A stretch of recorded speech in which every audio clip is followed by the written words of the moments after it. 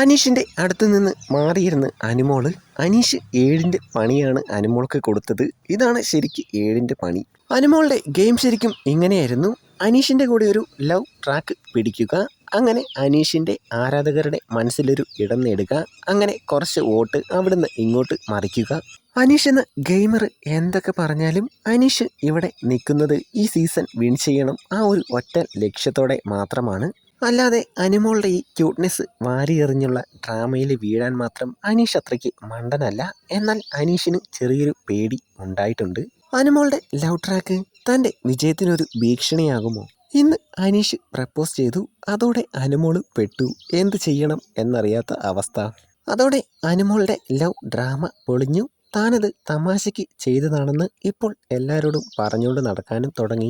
അനീഷിൻ്റെ brilliant ഒരു നീക്കമായിരുന്നു. ശരിക്കും മോഹൻലാലും ബിഗ് ബോസും തന്നെ ഞെട്ടിക്കാണും.